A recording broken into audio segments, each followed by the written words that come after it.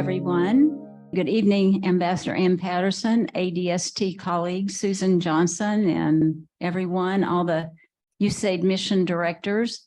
I'm Angela Dickey, the president of DACOR and DACOR Bacon House Foundation. This house was left to DACOR by Virginia Murray Bacon. She left the house basically to the Foreign Service community and what is now the Foreign Affairs community. And DACOR is the steward of the house. And it is the platform for many Foreign Service and foreign affairs related activities. And we're so glad you're here to join us. And I'm going to turn my mic over to Ambassador Patterson.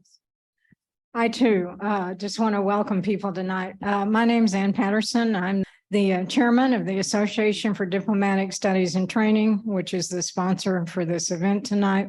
We're basically a historical organization, and we have a spectacular collection of oral histories, mostly of diplomats from our foreign affairs agencies. We also publish books by practitioners in the foreign affairs community, and we're thrilled to host this event tonight. Go look at our webpage for the broader historical range of oral histories that we have available. But we're extremely proud and honored to have this group of mission directors here tonight to talk about their experiences in Afghanistan. And Susan Johnson, our president, is going to tell you more about the project itself. Well, thank you, Angela. Thank you, Ann, and thank everybody who is here this evening. My name is Susan Johnson. I'm the president of ADST. I'm really standing in right now for Eva Mohari, who was our project director. And I have to say she's in Bangladesh and couldn't join us, but she is an extremely talented and energetic individual. Without her, this project really could not have taken place.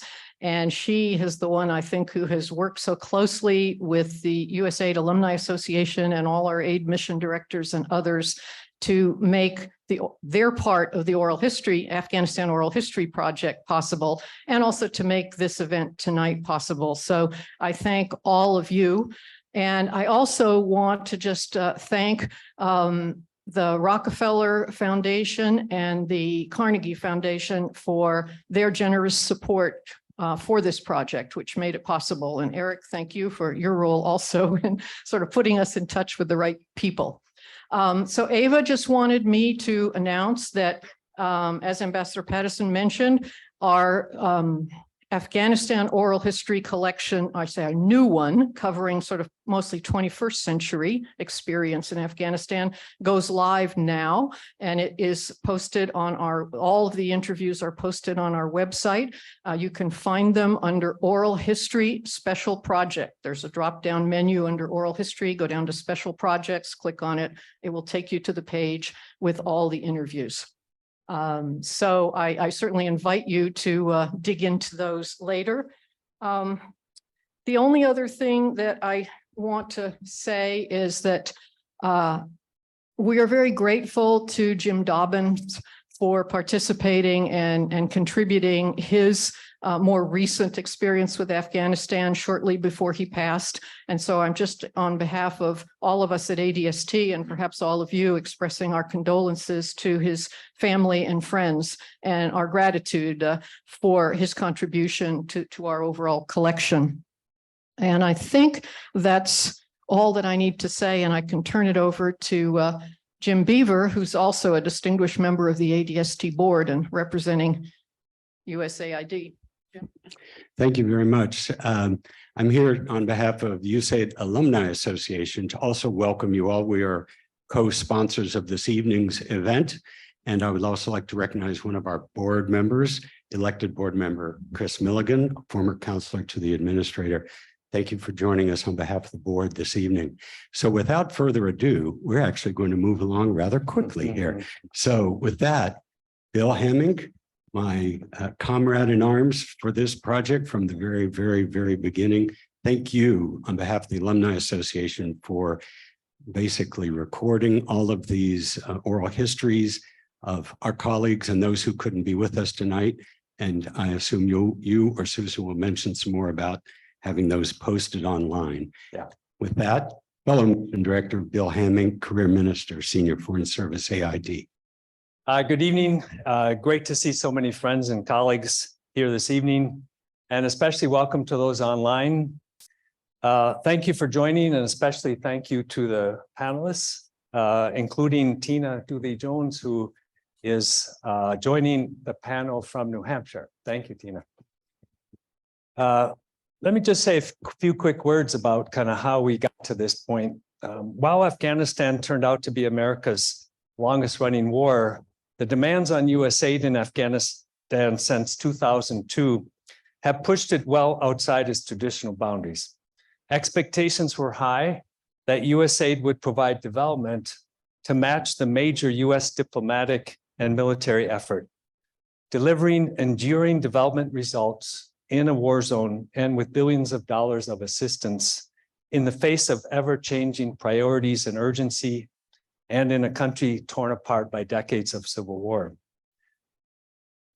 You heard about the ADST Afghanistan project. About a year ago, Ava asked me if I'd be interested to interview a few former USAID mission directors for this project. Jim Beaver had a hand in that. It started with 3 or 4, then several more, then a few more. Then I ended up interviewing 10 retired USAID senior leaders in Afghanistan, with Jim Beaver interviewing me. So that makes 11 from USAID out of the total who were interviewed for this project. The breadth and depth of experience of these former mission directors surprised me, even though I was there, as well as the diversity in their experiences in Afghanistan, clearly depending on the time period they were there. The context was very different for each interviewee, including US foreign policy, country team, ambassador, our mission, development challenges, host country leadership, and level of conflict. Each of the USAID interviewees for this project had important and different stories to tell and challenges to face that should be shared. We hope that these shared reflections and others, including tonight, but also the transcripts that you'll see online, inform USAID and USG leaders facing similar challenges in the future. The panelists for this fireside chat, Craig Buck, Jim Beaver, Earl Gast, Ken Yamashita, Bambi Arlano, Herbie Smith, and Tina Dooley-Jones. Hi, Tina. Unfortunately, Alonzo Fulgram was not able to join us as planned because of a family urgency. So we'll hear from our colleagues on the panel in the order in which they served in Afghanistan, and each will have 5 to 6 minutes. Following the presentations from the panelists, we will open the floor to questions, including questions from those online who have joined virtually. Please send your questions in the chat box, and they will be monitored throughout the event, and you'll get a chance to hear those questions. In reviewing the USAID interviews, came up with a dozen or so common themes. From the issue, for example, of one-year tours and lack of continuity, to the dynamics of the interagency, including here in Washington, and of course in the embassy with the ambassador and the team, country team, different time periods, looking, and also to corruption and risk management, including, of course, security risk management. You will hear about these and more from the panelists. Finally, we came up with 4 general questions and asked each panelist to try to address these in their remarks. From your time working in and on Afghanistan, how could USAID have done it better and improve how we support development in a conflict zone, and how we can support broader US government foreign policy goals, especially in a place where it's top priority for the US? Second, how did you balance state DoD short-term, more immediate objectives and longer-term institutional development objectives? Third, what are you most proud of? And what was your most difficult challenge? And fourth, was it worth it? And just a reminder that this evening's fireside chat will be recorded, thank you, and shared online.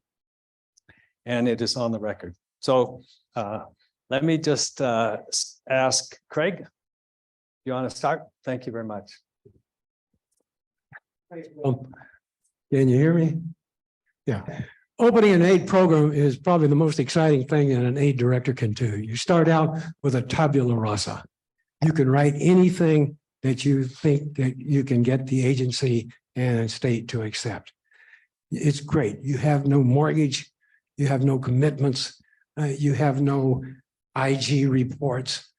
You have no SRAP.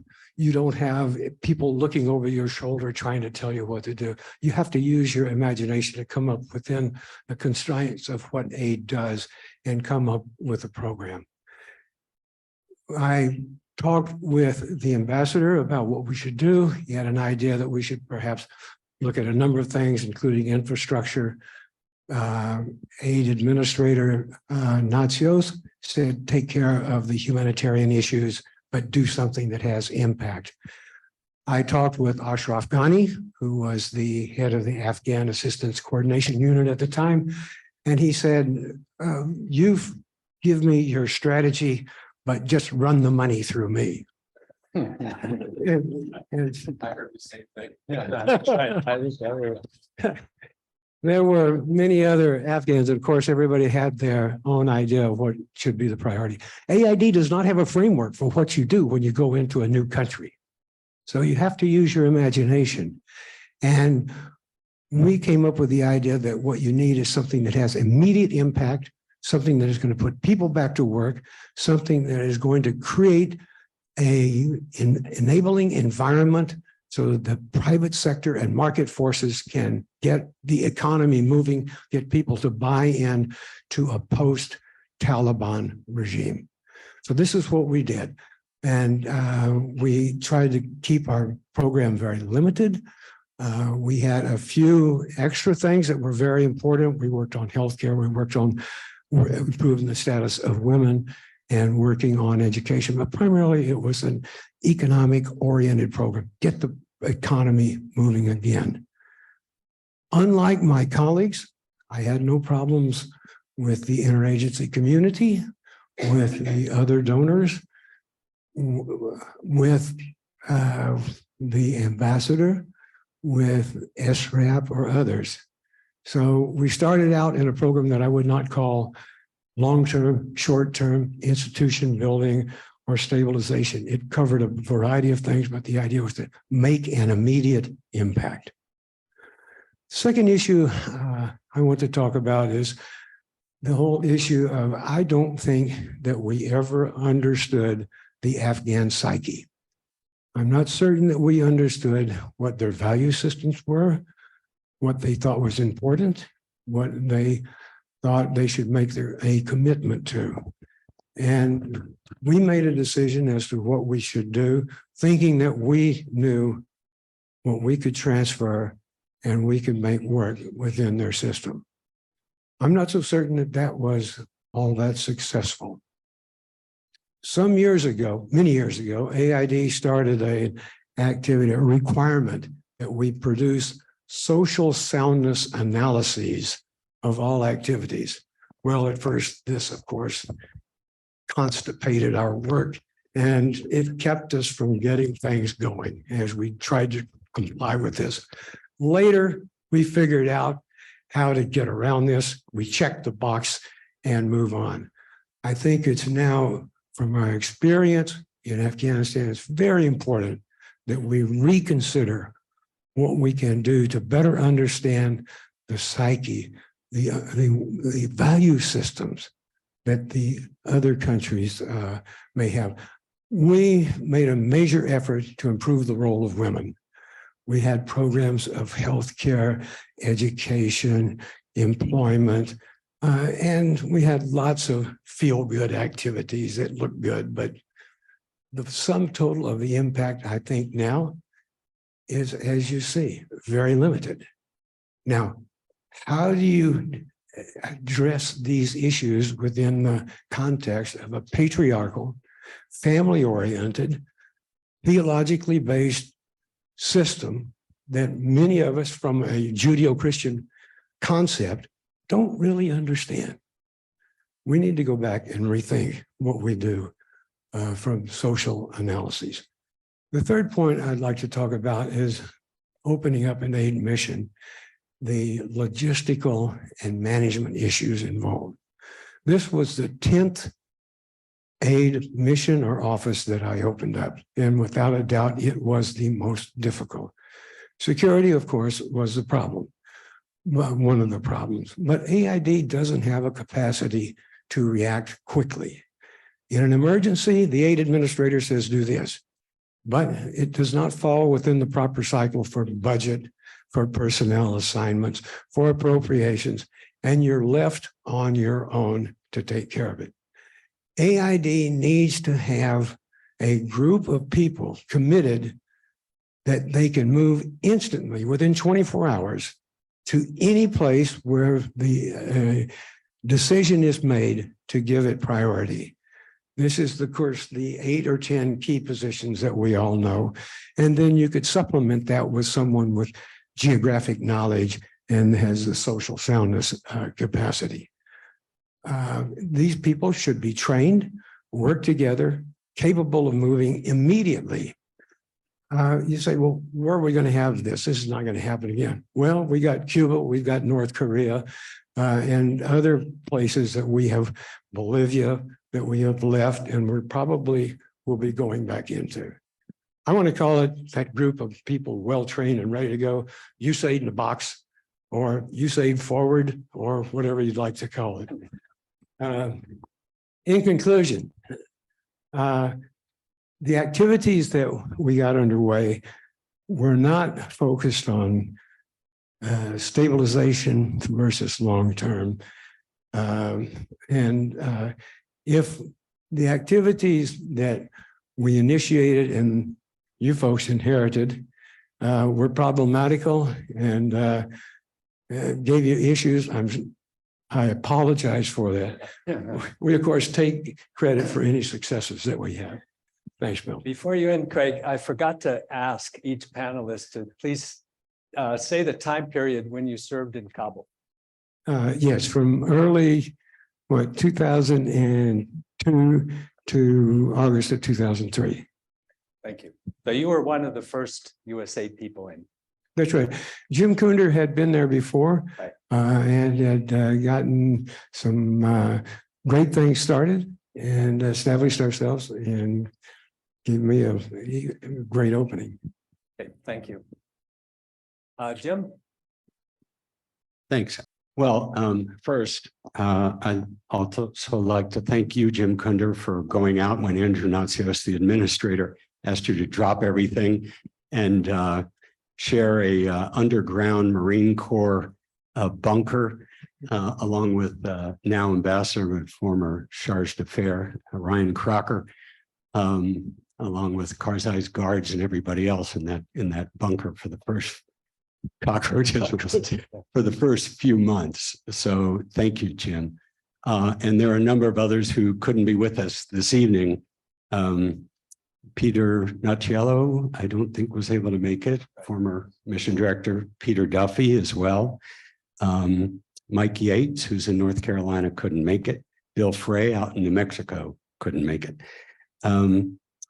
Skip Waskin is here, and we will be calling on you at the end of all this. So get your brain ready, Skip. Sean Callahan, the immediate outgoing mission director as of today, I think, or tomorrow, imminently, is watching online. So hopefully he's there. I also want to thank you, Karen Freeman, who was the head of both the Asia Bureau and the Afghan-Pakistan office, which was an assistant to the administrator rank office at the agency. And most importantly, two heroes of mine, Jeannie Pryor and Nitin Madhav. Can you just stand up for a quick moment?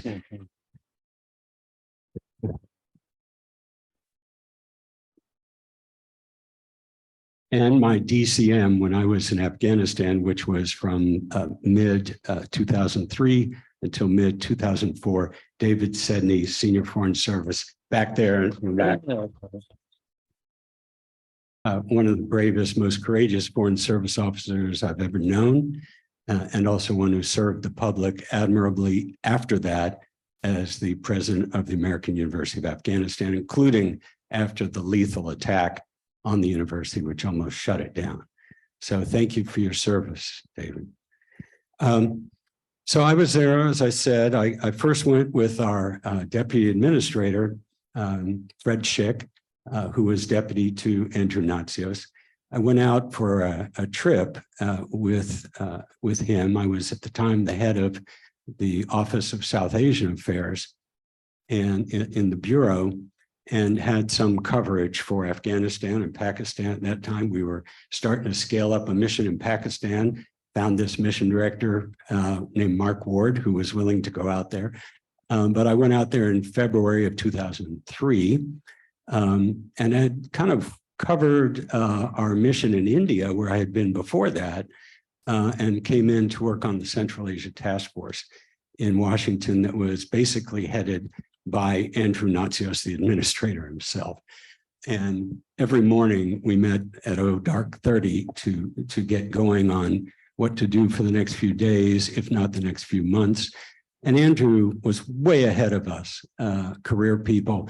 He was already quizzing us in the fall of 2001, in about November, which is when I came in, about what were we doing to prevent starvation about 4 to 5, 6 months later.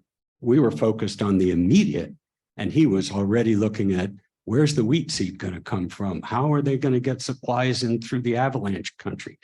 And that's Andrew being an expert on famine. So my hat's off to him. Our biggest problems and issues when I got there is, as Jeannie Pryor and Nitin Madhav know very well, we didn't have any budget. We went from about whatever we could cobble together of about $100 million from various accounts, and finally got $1 billion, which really helped us for your program, Craig. And so we finally had a serious flow of money, and this was in 2003, late 2003. So the budget issue, which was worrying us, I mean, here's a country of 20 million people who'd been through 20 to 30 years of civil war. And we were the first big ones in there to get some kind of response and assistance going. And we barely had the resources. Finally got that box checked.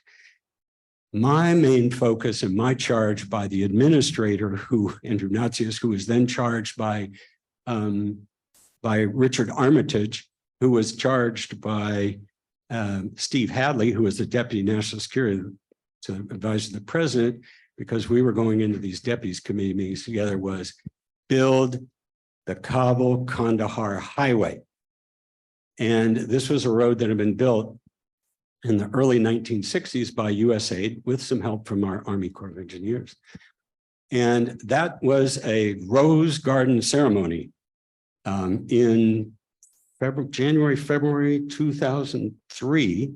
And the president announced it would be done in 3 years. We thought, oh my gosh, how are we going to do this in 3 years? Well, about 3 months later, it was the 1st of April, I went into OMB to meet with the associate director of OMB. And she said, oh, we're glad to hear, the road is going to be ready by December. And I said, yeah, December 2006. And she said, oh, no. December 2003. 9 months from now, Jim, get on it.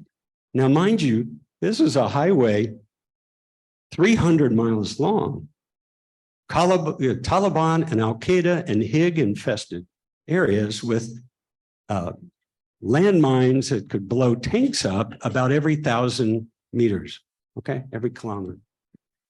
And remarkably, as Wendy Chamberlain, who was our assistant administrator at the time, would say, we were the AID is the little engine that could, and we did it 2 weeks early and under budget, okay? So, but it came at a price. It was not just the highway, because we also had huge health programs, thanks to the work that Craig had done and the vision that he and his colleagues had. Part of it was to make sure Afghan women who were dying in droves just in childbirth, was to make sure our standard was, could we get a woman who was bleeding in childbirth to a place within 4 hours, which is generally the time a woman will bleed to death, to get to some help, to get the right medication to stop her bleeding. That was kind of our target on health. In education, thank you, Nitin Madhav. You're the one that went over to Pakistan, you went to the UN, UNICEF, and we got millions of textbooks flown over into Afghanistan, printed, I think, in Indonesia or somewhere. AID is resourceful and creative if we are anything. So we got that going to get girls back in school and get boys back in school during the very startup, as soon as our special forces had started in the north to disperse the Taliban. We had all that going for us. We had media, private sector media going for us. We had fiscal reforms with the finance minister, with then Ashraf Ghani going, thanks to you, Craig. But we were also rebuilding schools. We were rebuilding clinics. Now, what happened when that happened? Suddenly, we are everywhere, physically, on the roads, bivouacking in villages. And what started to happen was we started to have attacks on us, deaths. And I have to say, a lot of them came across from malign forces coming across the border to the east of Afghanistan. And before we knew it, and Nitin, sadly, you and Jeannie were keeping track of this for our own records. By the time I left after a year, we had lost 100 people under our employment killed, many hundreds more injured, many kidnapped. And of course, if you've ever been kidnapped, you're never the same again. So the cost of our doing business started to skyrocket. For example, 15% or more of the cost of our infrastructure programs suddenly was going to our own private security. Now, thanks to Jim Kunder, and I cannot go into details here, creatively, between him and Andrew Natsios, we managed to get a special agreement with the US military to be on standby, basically, to come and rescue us within 15 minutes of the first call for help. But the quid pro quo for that is that we would check in with our military before we got out there. And sadly, it didn't always work. But the ones who saved some of our people's lives, and I give full credit to them, were our Afghan security guys. They risked their own lives, they gave their own lives to save ours, and we will forever be grateful to them. So security started to be a problem. But as I look back, there were two issues that constrained us, maybe three. One was we did not jump on the opium, narcotic, criminal economy and the corruption that came with it soon enough. And I won't go into details, but I was in one of those colossal debates over policy. I won't say where or with whom, but the basic bottom line was, sorry,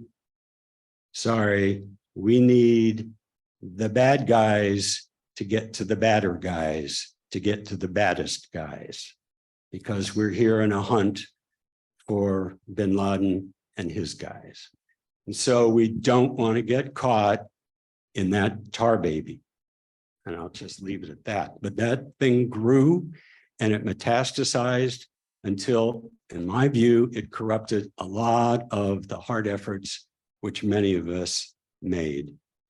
The most difficult thing for me as the head of the agency out there was staffing. We were fighting two wars, one in Iraq and one in Afghanistan. And it did make me think about our overall national historic strategic assumption was that we could fight two wars simultaneously and win both. And what I saw was I couldn't even get an AID Foreign Service officer, health officer out to run the biggest health program in the entire world, which was in Afghanistan.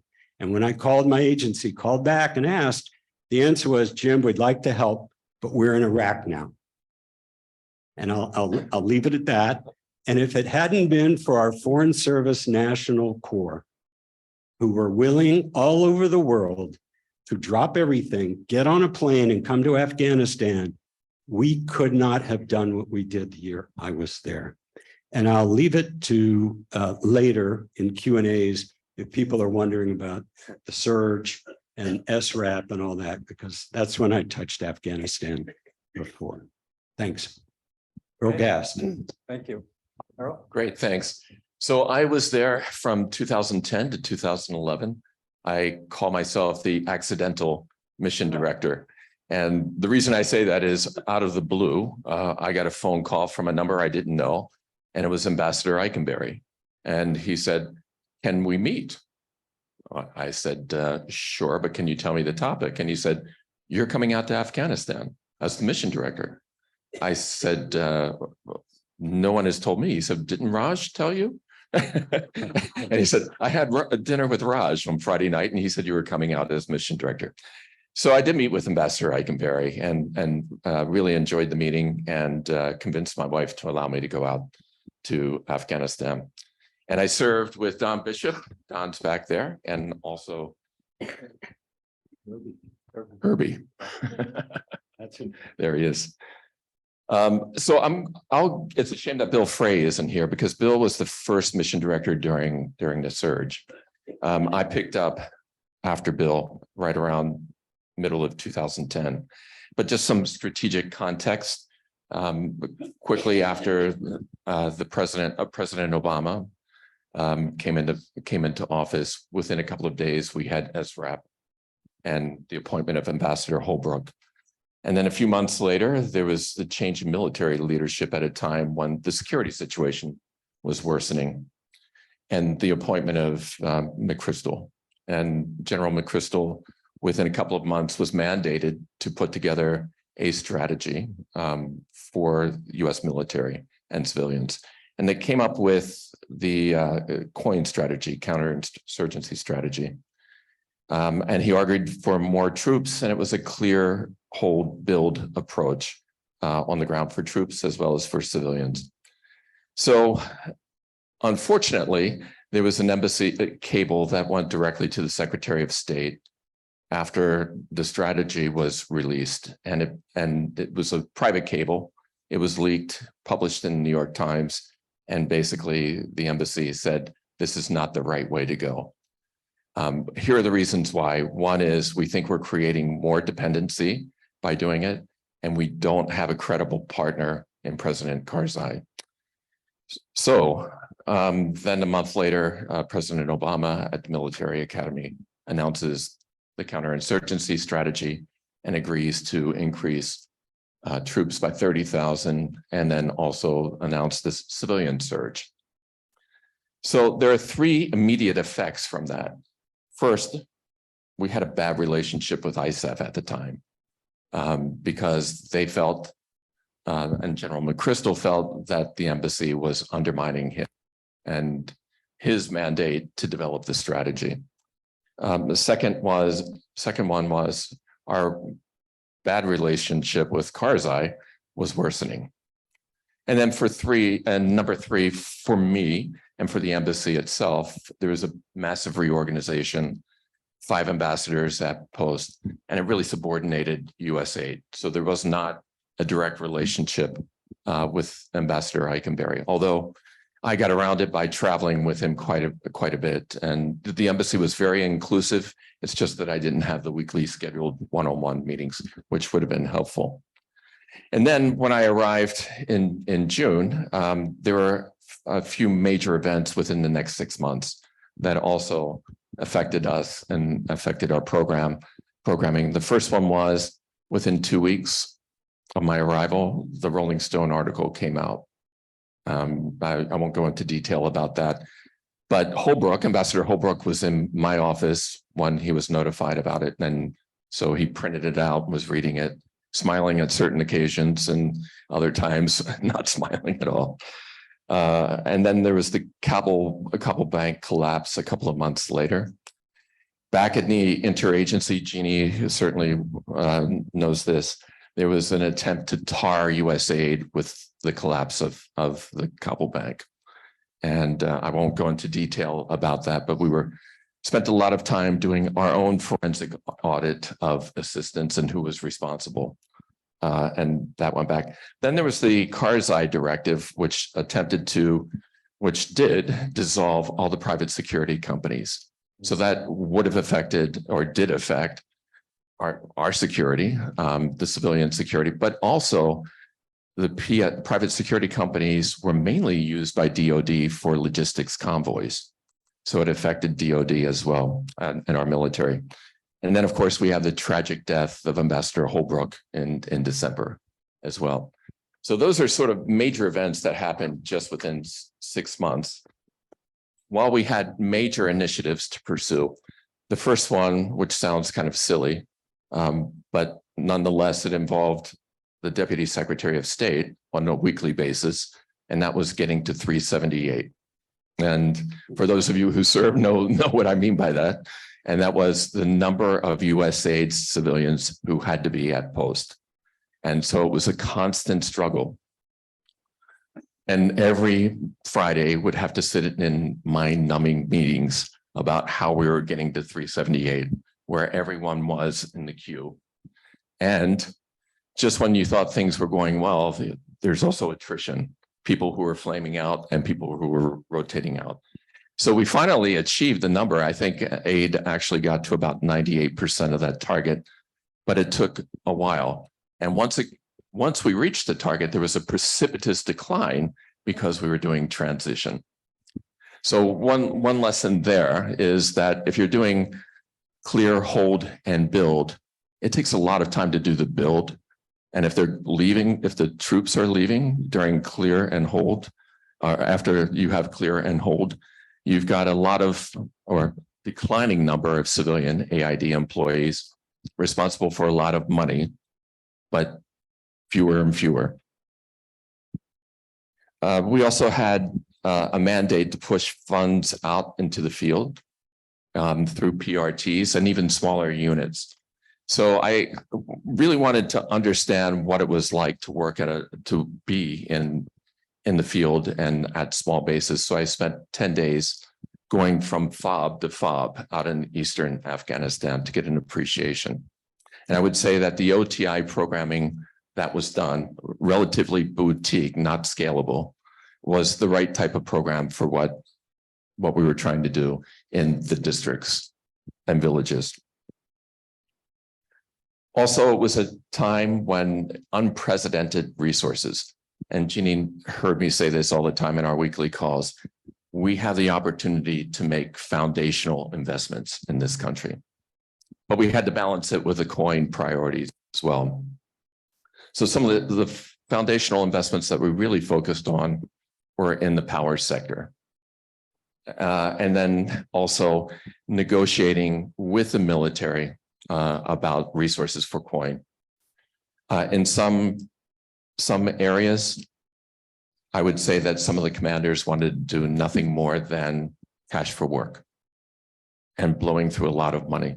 So we had a good discussion with General Petraeus, and he was able to get more CERP funds to support the coin objectives. And then there was also a competing priority from the White House and from an agreement that President Obama made with President Karzai, and that was increasing the amount of assistance going on budget. And so that was a very difficult exercise. The Afghans didn't want it. Ashraf Ghani wanted it, but the Afghans didn't want it. And yet we had to continue to demonstrate that we were making progress on budget assistance. And then, of course, there was the steady improvement in health, education, independent media, and civil society, but we created a lot of dependencies there. And I know that Herbie will talk about that when the mic is passed to him. I just have to say that, I was really fortunate. I had the opportunity to change assignments and to bring people out. And I worked with some of the finest foreign service officers and FSNs that USAID had. In fact, I would say many of them are mission directors at this point. And then finally, I just a couple of points. I returned to Afghanistan in 2017 and 2019, and I saw the change that we had made over the decades. And unfortunately, it was wiped away. But with the youth, with women, with education, with health. And I would say probably my best moment in Afghanistan, a lot of very good moments, but my best one was being part of the first graduating class of American University in Afghanistan.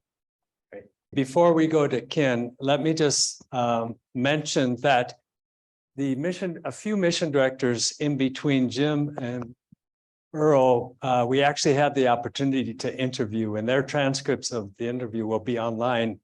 Patrick Fine, who wasn't able to join us, he's in Africa, and also Bill Frey. And so I think you'll really enjoy reading those as well. Ken, let me just mention before going to Ken.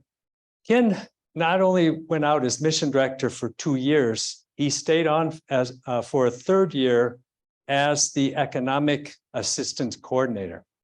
And I think you all know Bambi, who came out under Ambassador Crocker, thank you, as an ambassador level assistance coordinator as well before Ken. And so they have that experience as well on the state side and in the front office of the embassy. So that's also, thank you, Ken. Please go ahead. So I was mission director 2011 to 2013, and then assistance coordinator 2013 to 2014.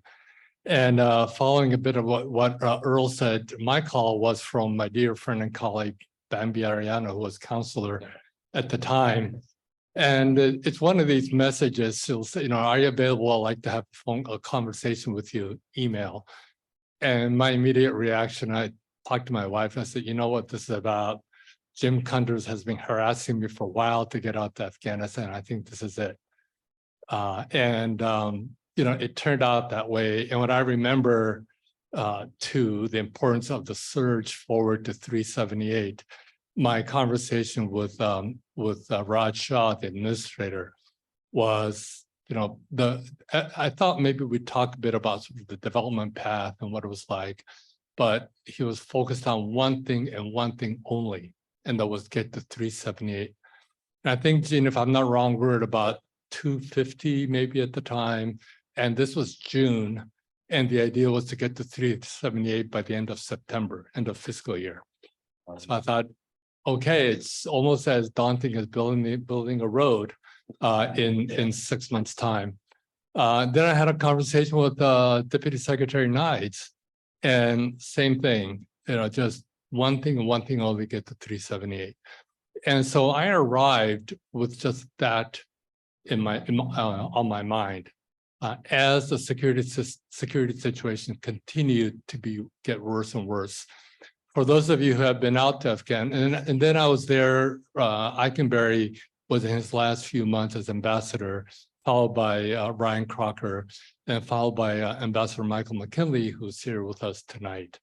And one of the things that I remember, the first things I remember was being told where the AID offices were, which were across this road in trailers. But to get to there, we had to use this tunnel. And at the time, it was the case that people could walk across the street to get from the embassy side to the AID side. But just as I was arriving, the security situation was such that we had to use a tunnel. And initially, my security team said, well, this is possibly temporary. And when the security system gets better, we'll be able to walk across the road again. But within 2 weeks, 3 weeks, the security team said, the regional security RSO said, not happening. It's going to be full-time tunnel only. And so, one of the features that I felt very proud of in other countries is arriving and as soon as possible going out to the field, to communities, to have a conversation, not just with community leaders, but with beneficiaries, with farmers, with rural communities. And it's one of the things that naively I thought I could do having arrived in Afghanistan. It took a huge amount of effort. They were able to pull it off. I arrived. I was escorted by 2, 3 other Humvees. There were lots of military personnel around and guarding the tent that was put together for the meeting. There was a helicopter flying overhead to make sure the security was going to be okay. And I looked around and I said, so how are things? And I got back to the office and I said, I'm not doing this again. This is, talk about doing no harm. This was so exceptionally disruptive to everyone. I said, I'm not going out to the field again. And unfortunately, it just got worse and worse and worse and worse. We had many conversations with the embassy about how we could continue what we call KLEs, key leader engagement. And discussion was about bringing the key leaders even into the embassy and having conversations. And I sort of raised my hand and I said, for AID, key leaders means key community leaders, and better yet, key communities. And so for us, it's so important to be out, in the field, but in the communities, having conversations and getting and watching firsthand why the irrigation ditch does not work. Why is it that water is not being pumped up, fresh water is not being pumped up from the well? How can we fix the school? These kinds of visual conversations and quality time spent at the most basic level are important features of what we do at AID in other places we were not able to do in Afghanistan. And so we started it. I know Bill continued it. We went on and on and on thinking about remote monitoring. And it essentially became, most importantly, a paper exercise that gave us a level of confidence that we knew that our project objectives were being met, but we're missing that quality time that we've always thought is so important to be able to achieve the kinds of results that we like to achieve in Afghanistan.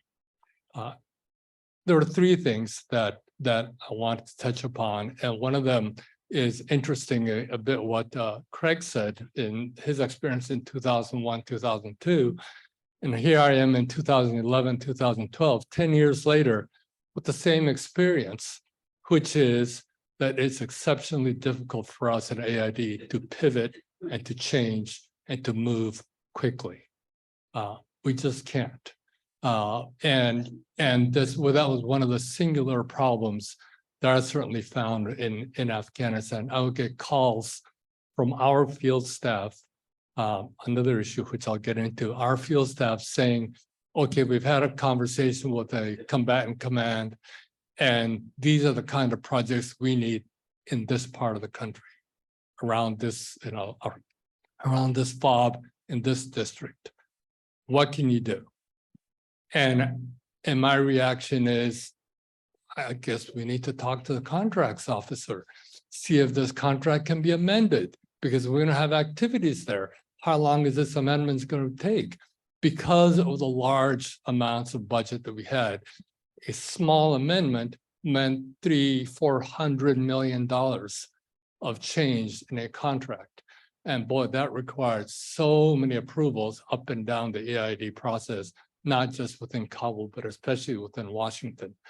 And the fact that we were unique or separate or different because we were in the war zone, wartime, was a piece that was hard to get through, hard to discuss. And so we kept reverting to a very common, if you will, or a traditional way of doing business that we had. And that was just slowing us down, everything. So I had 3 points. One of the points that I did want to make was we just need to figure out how to change our operating, our management, our project management and systems so that we can pivot quickly, depending on the needs on the ground. And we don't revert just to what someone said, the four corners of the grant or contract that's in place. We just have to figure this out. Another piece that we had was staffing, as several have said before, and more and more we were starting to find out because of the surge. Here we were with 200 some, we had to surge to 378, and Earl got the beginning of it. I picked it up. Staff were rolling in. There was rolling in every week. Ambassador Eichenberg liked to have this country team where all the new arrivals would stand around country team and introduce themselves. Every week, we had dozens upon dozens, literally, of AID people showing up, and I didn't know them. They hadn't come say, hello, boo, and nothing, absolutely nothing. And they were going straight out to the field. So by the time, and then I started asking, I kept asking, well, where are we towards this 378? And the answer was, we're not there yet. And I said, okay, well, how many more do we need? And the answer is more. And that just kept happening.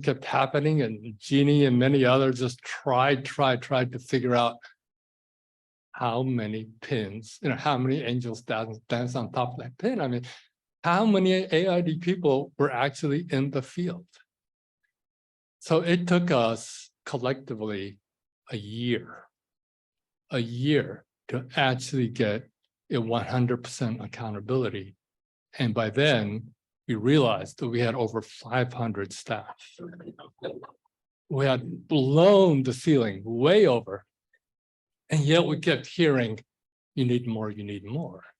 And so, and then who were we recruiting? So these were not a foreign service direct hire being recruited. 500 direct hire staff meant what? A third almost of our staff at the time, worldwide, maybe even more. That was not going to happen. So we had to recruit new people to go to Afghanistan. Who were we recruiting? What was the strategy?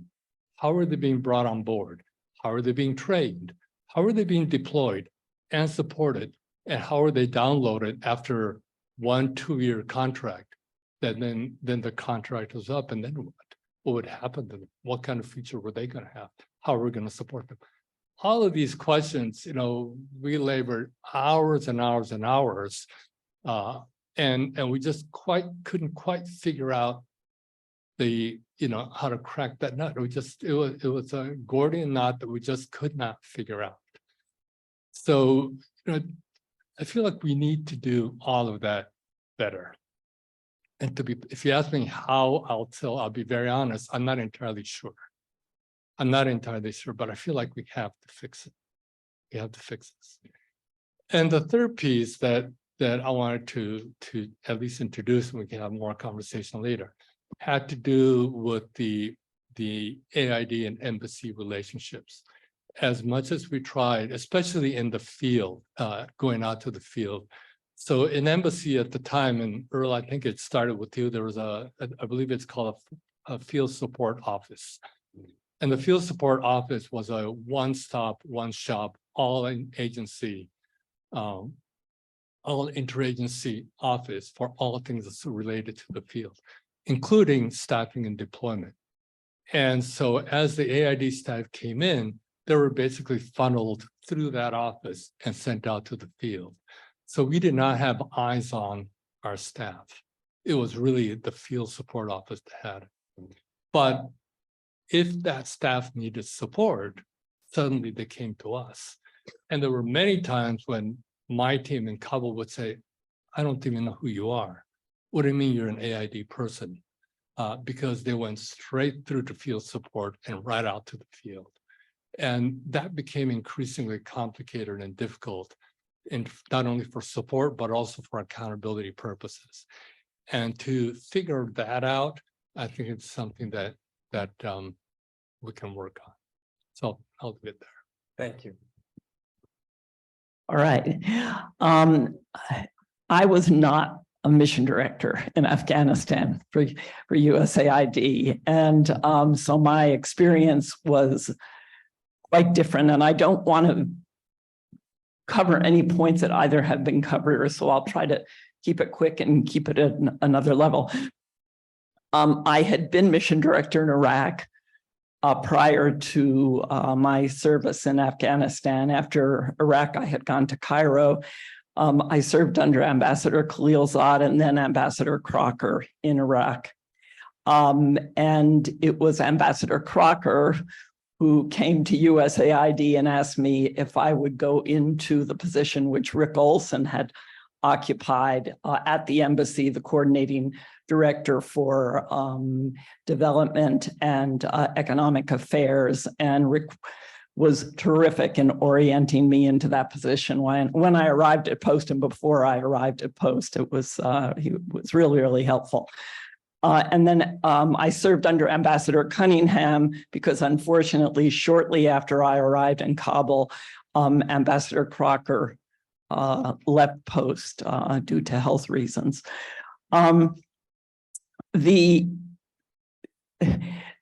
Going from the Iraq experience to this experience, both under the surge, because I was in Iraq 2006, 2007, which was the height of the surge there, and then the surge in Afghanistan.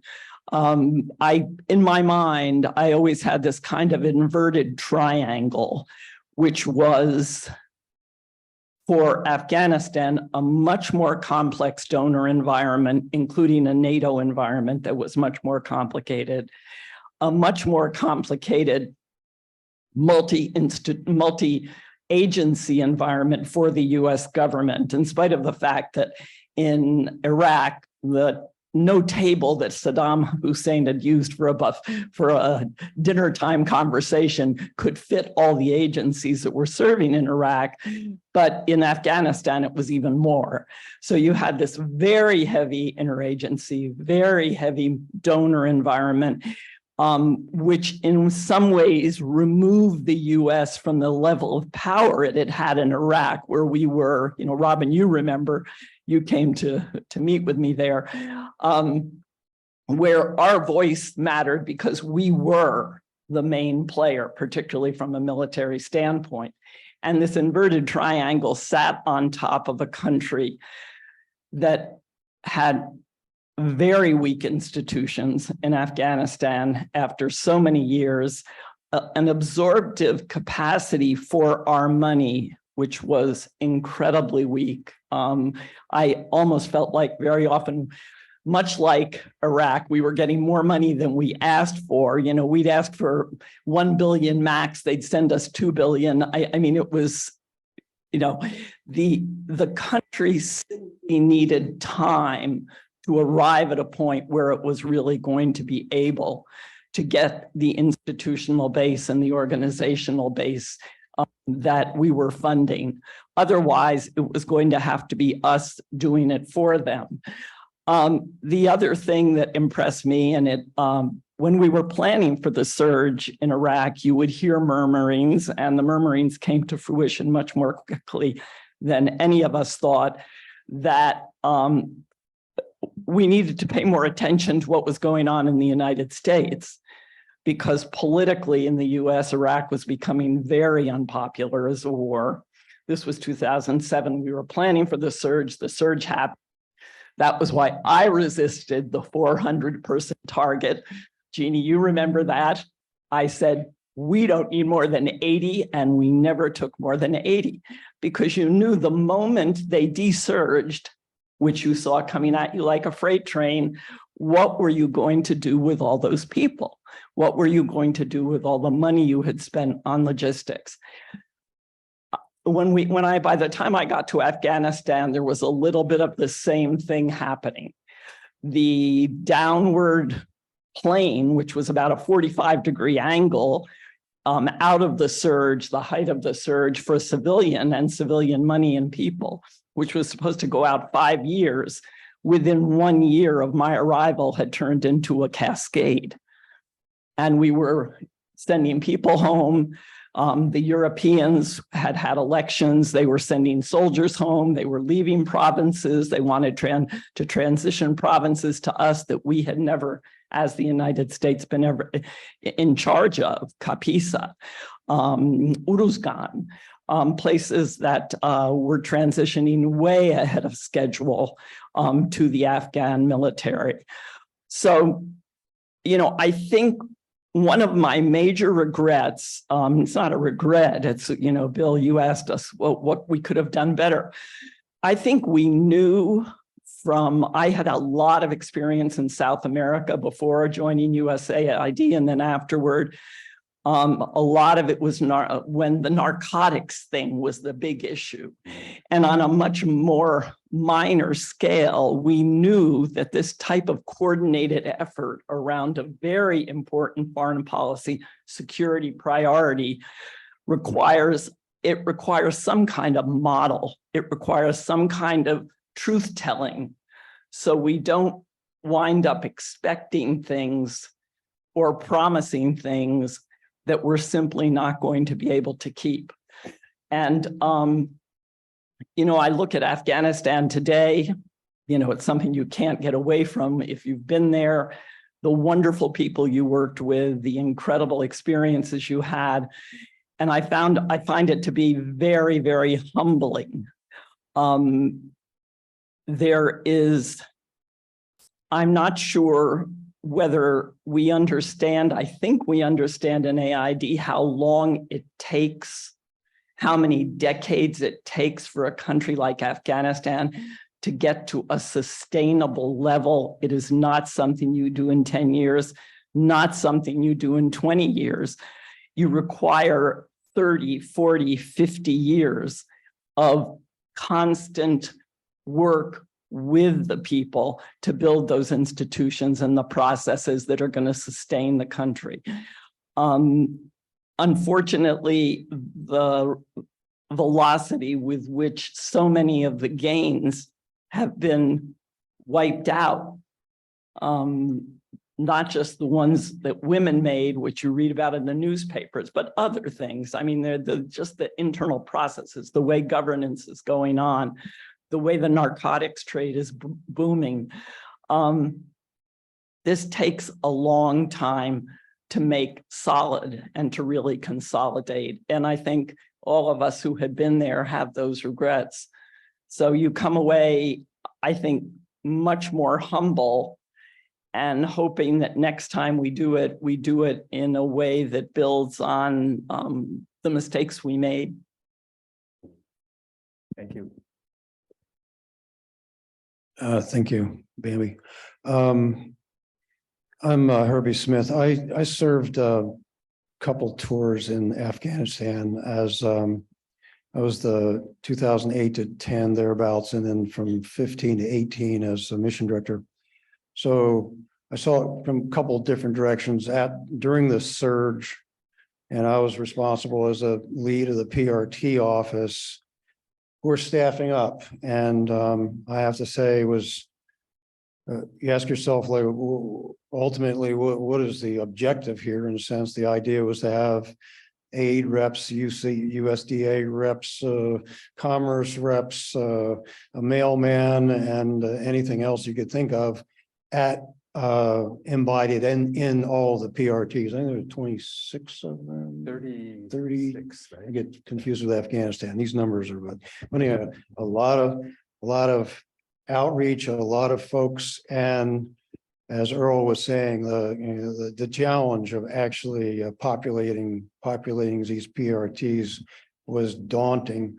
And one of my inside jokes with my staff was like, we had to be careful as we always have to ask ourselves if we would actually, when we're meeting the new folks coming in from the airport, whether we actually have to take a wheelchair out, because we were getting to the point where there were folks coming in to work with us that didn't have they weren't up to the physicality of the task of being in a PRT. So, I mean, so you have to start to look at, like, why are these decisions being made, and ultimately what is the objective? And so we were throwing staff, throwing money ultimately. And as Bambi's saying, I think that money doesn't compress time. It takes time to do development. Development has to be, it's engendered with the people and in partnership with the people.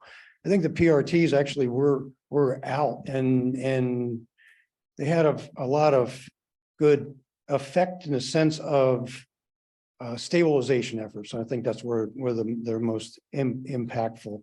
But then again, they did their operations were they a little bit corrupt? They were depending on local elites, these kind of things. So was it ultimately a really good thing? And then you get the perspective of the Americans are an occupying force, or the Allies are an occupying force. So I think that worked against us at the same time. I had actually worked with Bambi. I was on a PRT in Iraq in 2007. She was my boss out there and kicking my butt to get stuff done all the time. But actually, that stabilization effort, I think that we work well with the military in that sense, but ultimately driving, a 50-year development time frame into what was it, 3 weeks, 3 months, in the sense of building roads, and 3 months it's not particularly helpful. And ultimately that ends up corrupting the system. One of the things and Bambi touched on, I think we have to acknowledge the efforts of AID staff as well as the other interagency. And I think there are thousands of people out working all the time, working very hard, trying to accomplish the task at hand. The objectives changed over time, they get a little blurry. The interagency group, the whole of government aspect blurred lanes of authority at times. But looking at those people and the hours they spent and the dedication and the adaptability, flexibility, regardless of some of our arcane program constraints and budgeting constraints, we did a hell of a lot. And I think we made a hell of a lot of difference in Afghanistan. I'm sad to see what's happened there. It hurts me to even talk about this. And I know a lot of people are suffering from this.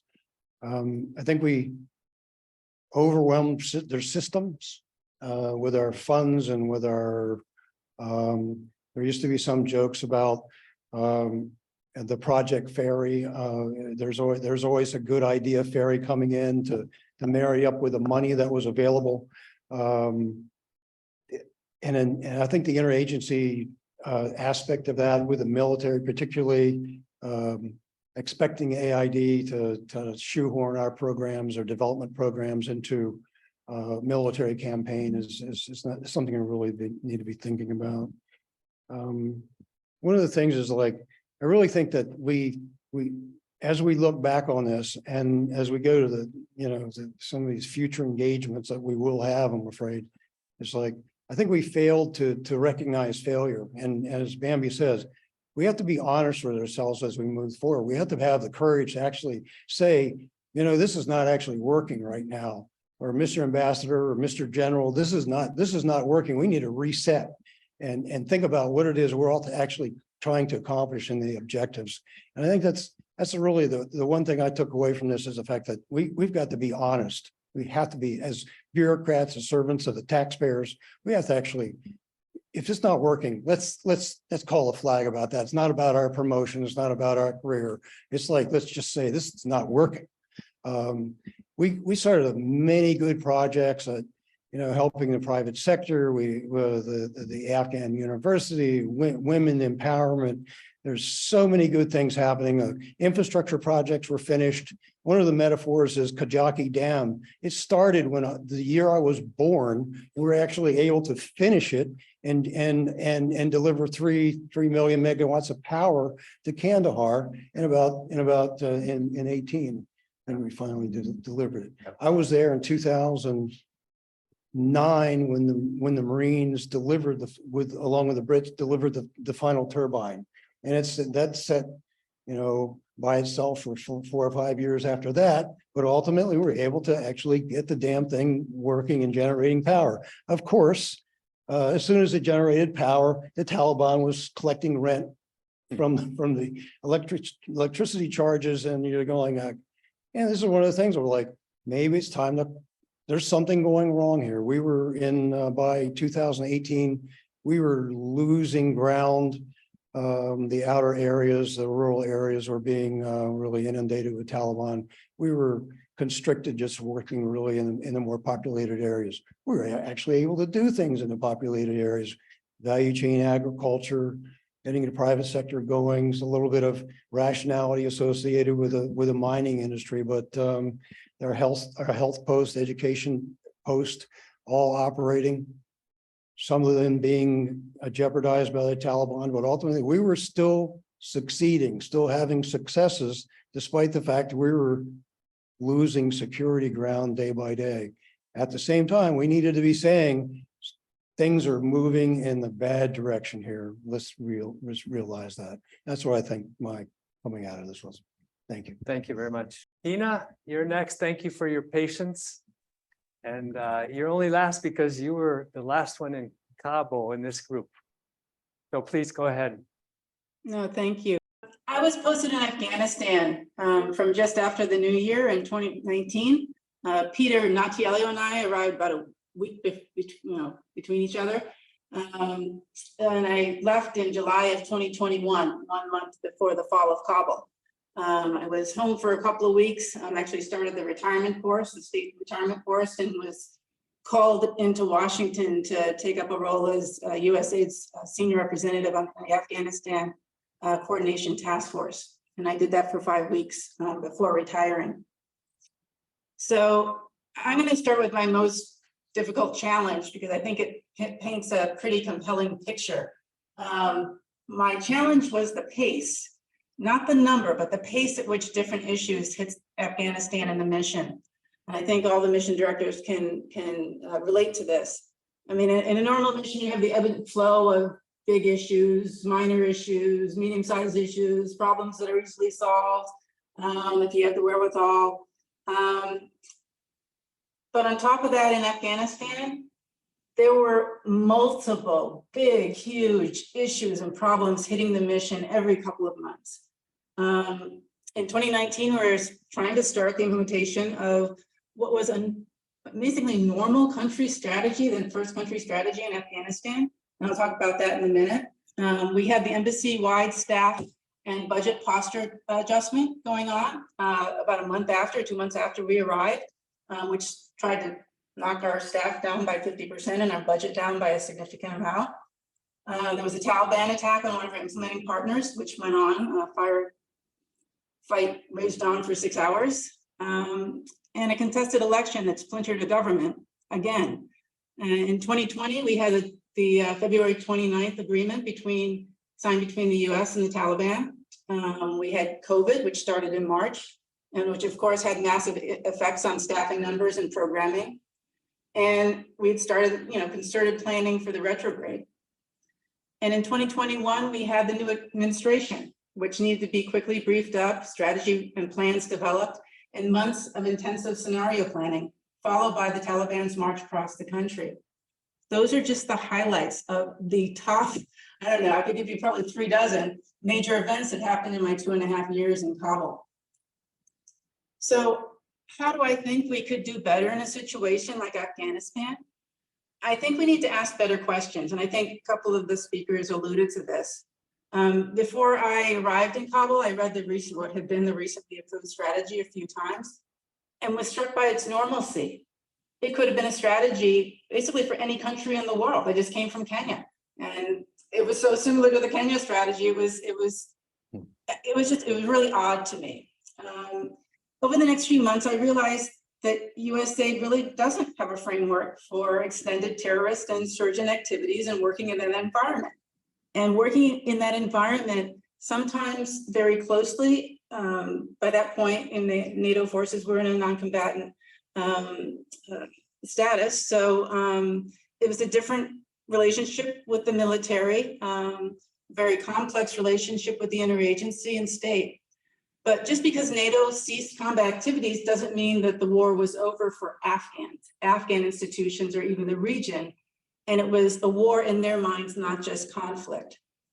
By implementing a normal development strategy and not asking the right questions, we underestimated, I think, the effect of complex dynamics at play in Afghanistan. Not that we didn't achieve incredible results across every single sector. We can point to those very easily, but by never really having a strategy that addressed, very key underlying issues that didn't really prioritize money, people, and time, that we underachieved what we could have achieved.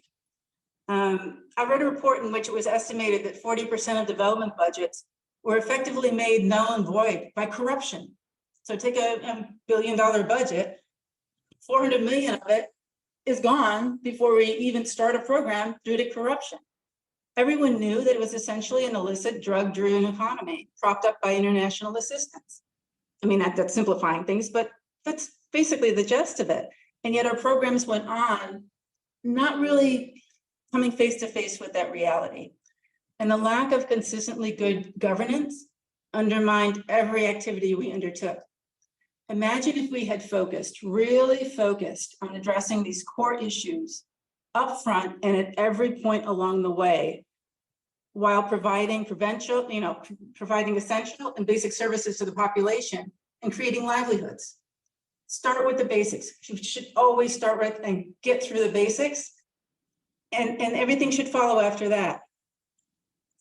I know many talk about long versus short-term objectives of state and DoD versus USAID, long-term institutional development objectives. And I don't see our work in that dichotomy. USAID can make a strong case, and we all do, for just about anything we want to do. Short-term, long-term, I know I did, even in Afghanistan.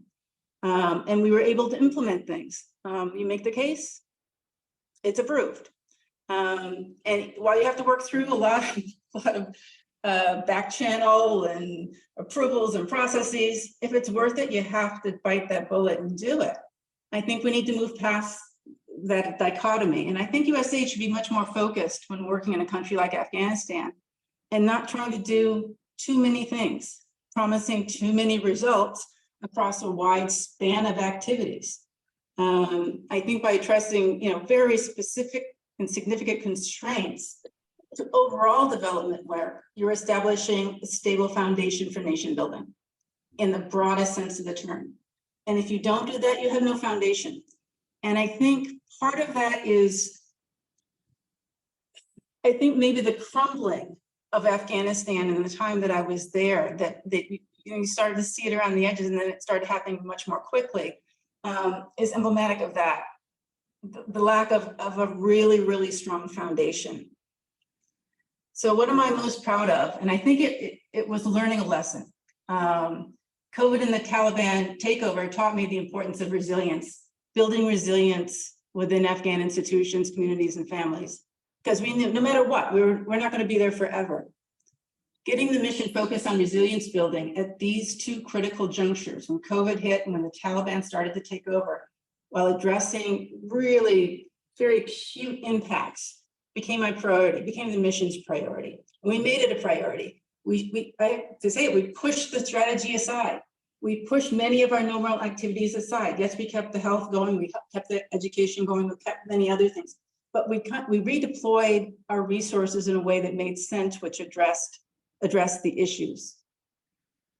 So we challenged staff to come up with ideas of how to build resilience within their sectors, while at the same time delivering core and essential services. And doing it knowing that we might get to the worst case scenario, which we ultimately did. And the staff rose to the challenge. They quickly developed activities that mitigated against, let's say, skyrocketing gender-based violence during COVID lockdowns. In another instance, they built completely inclusive community decision-making processes that saw 4 provinces ban and basically outlaw child marriage.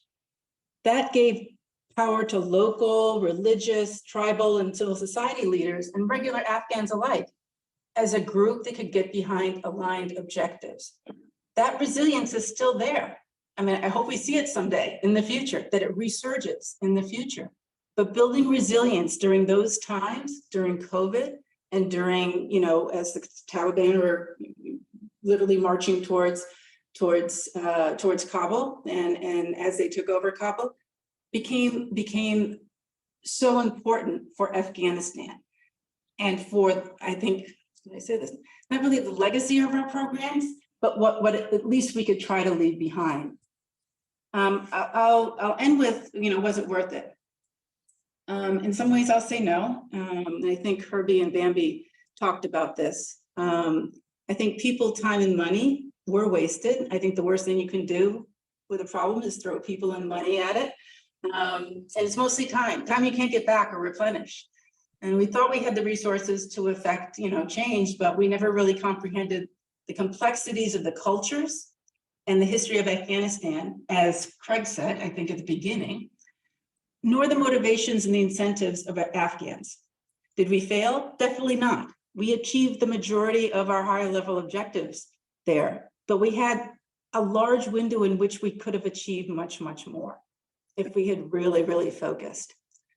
And I would say yes, in another way. The outcome even today would have been much worse without 20 plus years of development assistance.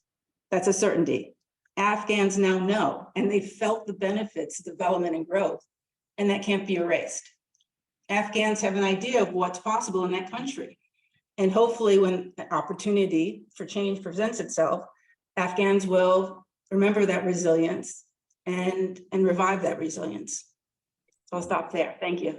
Thank you very much, Tina. Some excellent comprehensive discussion or comments over 20 years of experience. And we're a little bit behind schedule, but let me open it up for questions. And let me start with asking two former mission directors who, for various reasons, were not interviewed, but Jim Cunder and Skip Waskin. Jim, you want to start? If you have a quick comment or question for the panel. Well, just a real quick question. First of all, I learned a lot from this. It was an excellent discussion, fantastic discussion.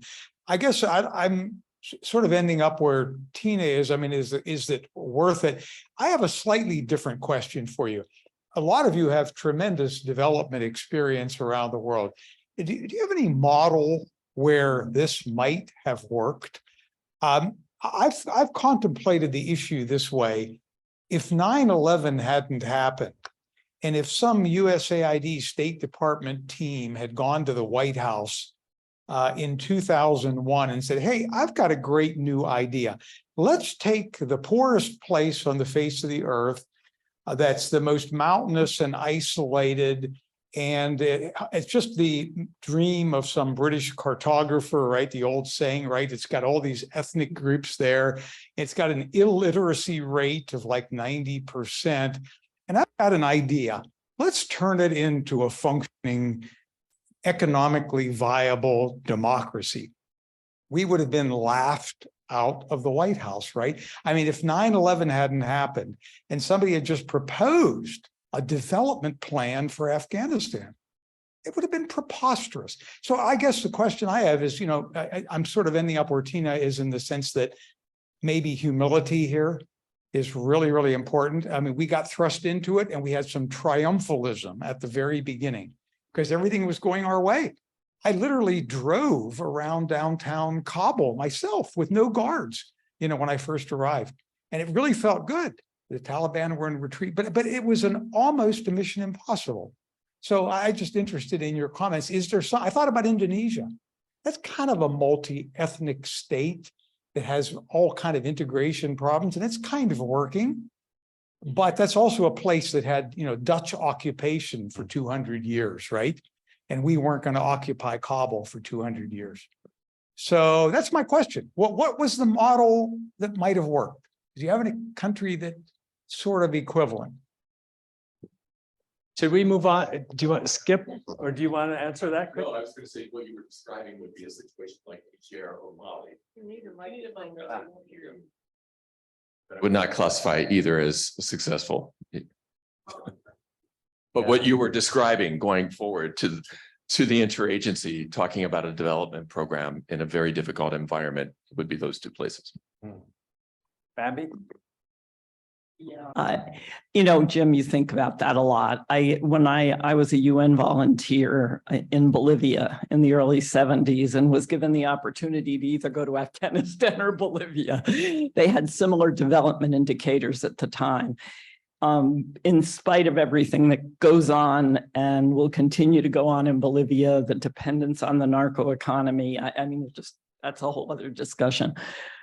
You look at Bolivia today, and it is sustaining indicators of health, education, et cetera, that are so much farther income, that are so much farther along than they were at that time.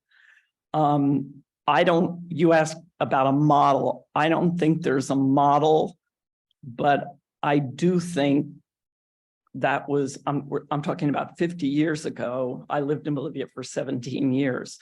And the changes I saw then in terms of women, in terms of, the life expectancy when I arrived in the 70s was under 50.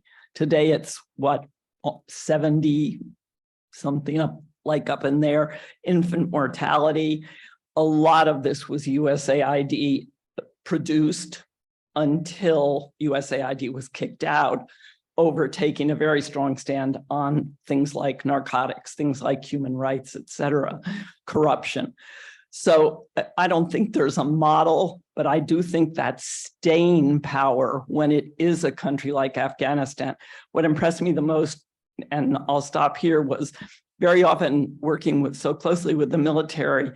They were almost making parallels, we desurged, we took the Marines from Anbar, where Herbie was working, and we moved them to Afghanistan when we desurged Iraq.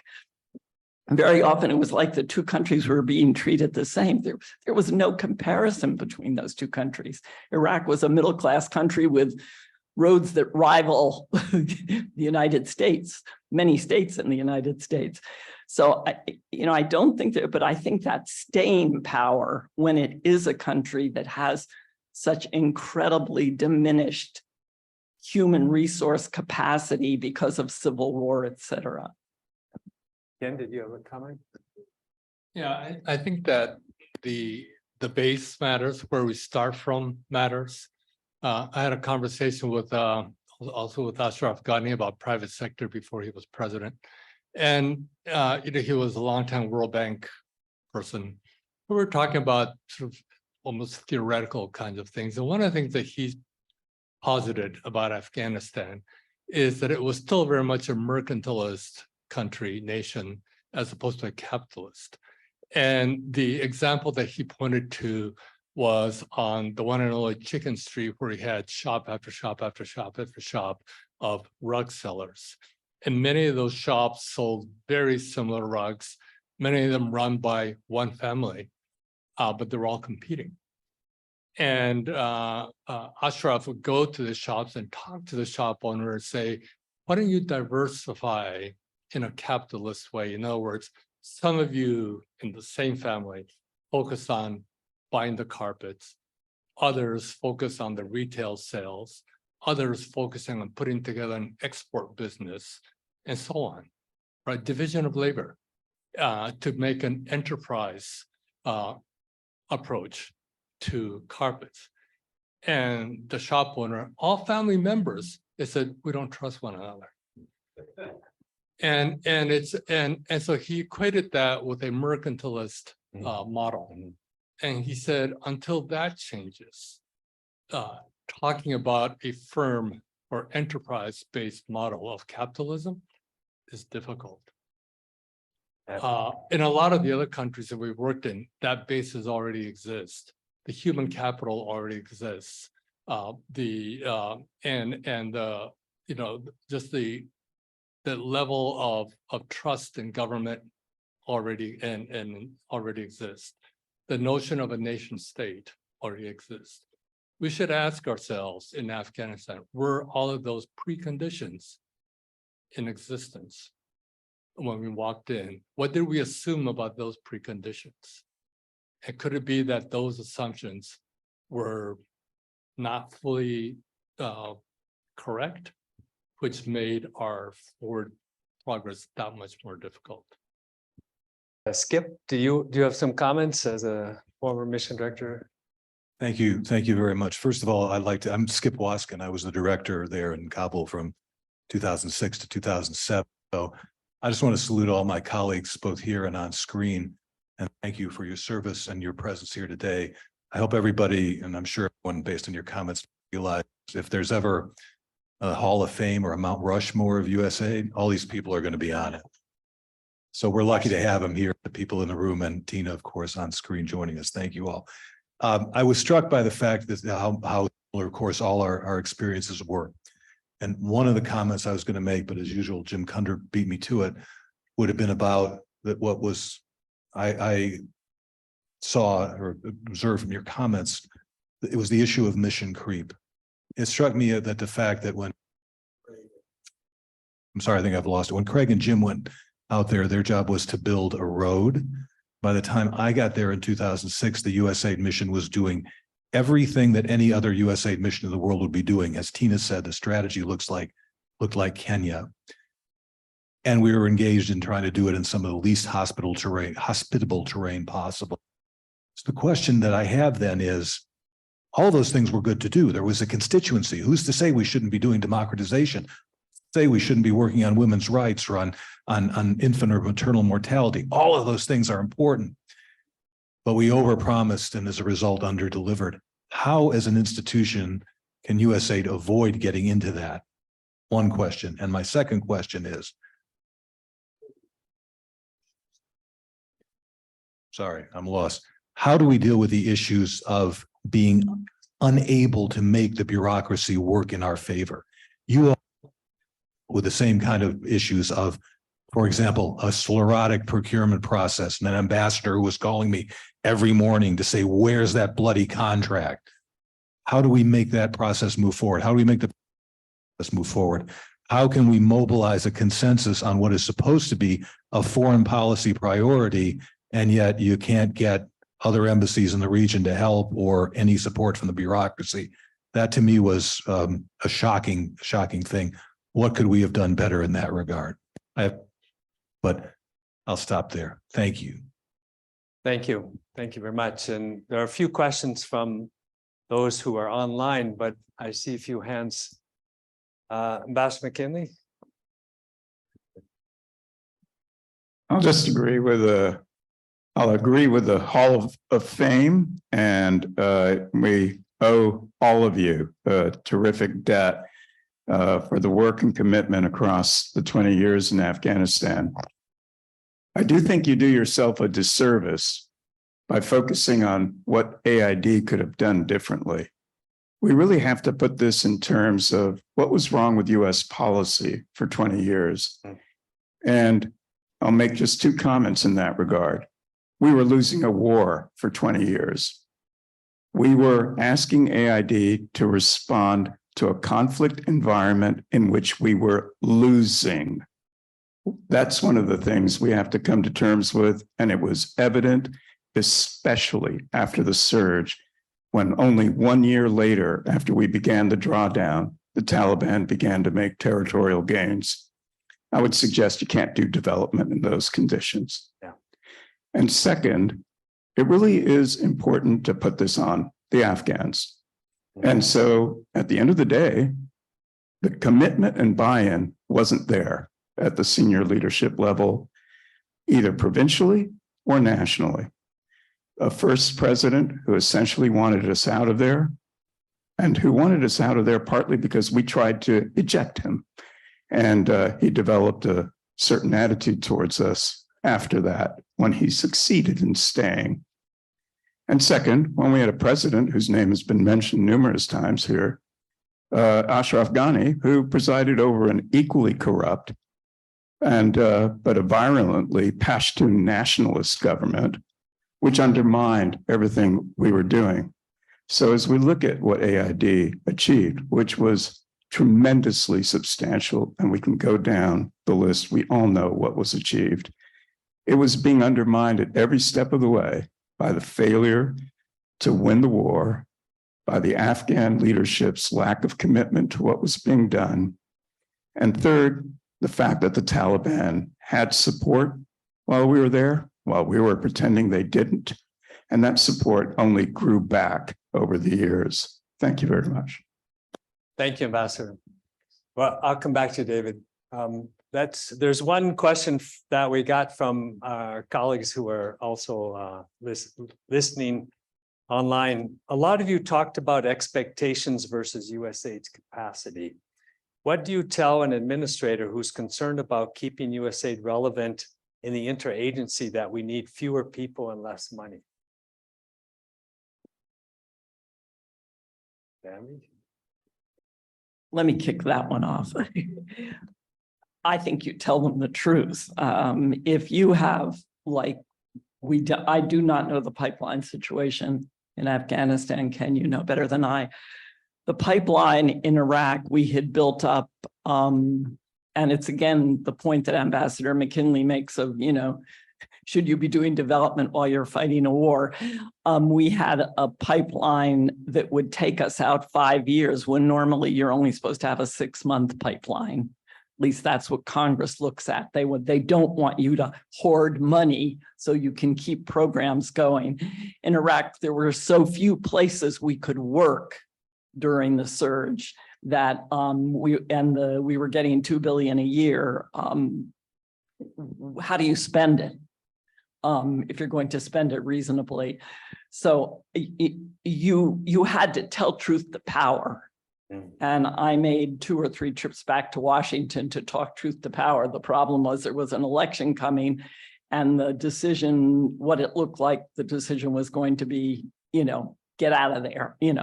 There was no rational discussion about how much money. I always assumed, and I know you served in the Andes, so you've had those discussions there. I always assumed we needed probably less than 50% of what we were getting that we could really spend well. It wasn't an issue of throwing money at the problem. And with people, it's the same. When we fought the battle on Iraq, which we lost in Afghanistan, when they wanted the 400, they wanted 400 during the surge planning. I remember telling McMaster, General McMaster, who was in charge of the surge planning in Iraq, that there's no way we were going to take almost half of every foreign service officer in USAID had 1,000 foreign service officers worldwide, and they wanted 400 into Iraq, plus another similar amount. We were only going to be able to staff Iraq and Afghanistan. There was going to be nobody left to go to any other mission in the world. I wonder what the ambassadors would have said about that. I mean, you had to fight that battle, and you couldn't have people sitting around the embassy drinking coffee because they couldn't leave the embassy for security reasons. Why have them? Why go? So those kinds of discussions we had. It is about talking truth to power. You may get kicked out of country for doing it, but you just have to do that. If it makes no sense, you say it. Jim, did you have a comment? Yeah. Okay. Dave, Thanks very much, and thank all of you very much. I was struck by listening to all of you, and this is along the lines of that Ambassador McKinley said, because you did all work as hard as you said. You did achieve the things that you did, but you could never succeed because the objectives that were set by 4 presidents, all of whom said they were not doing nation building in Afghanistan, put you in a position where you couldn't do what you knew you had to do because the political leadership in the United States did not want you to do it. Could the United States have done it if we wanted to? That's a whole other question. You can get into that, but you were put in an impossible position and you worked really hard. I want to stress one thing. Jim Beaver made this point, but you lost one of your direct hires, Ken Gay Abdel Fattah, and literally hundreds of people who were contractors, grantees, and cooperative agreement recipients of your money. Literally hundreds of them died. Thousands were wounded. They still have families who are there who are trying to get out. And I know a number of you are working to help those people. AID has done a great job of getting out your direct hire employees who were employed at the time. But you also, as do we and as do many others, and even more the Department of Defense, where I was for a number of years, have hundreds of thousands of people who we have left behind, who we need to find a way to repay the debt that we owe them. Because there are maybe many Afghans who deserve what Ambassador McKinley said, but I would disagree with him violently to say it's the Afghans who are at fault. There are some Afghans who are at fault, and he named a couple of them, but there are many, many other Afghans who didn't deserve what happened to them, who are not to blame, and who deserve a lot better than we're giving them now. So I wanted to mention, and I want to mention one thing that was really successful. Jim mentioned the American University of Afghanistan. We scattered around a few of our most recent impact reports that just came out. That's something that, despite the odds and despite all those people who tried to shut us down, we kept it going. It's now being a great success. It's one of the things, it's a small thing, but it's successful. And the graduates from that university who were in their 20s and 30s may be the core of change in 20, 30, or 40 years. So I want to thank those of you who helped us keep it alive despite all the odds.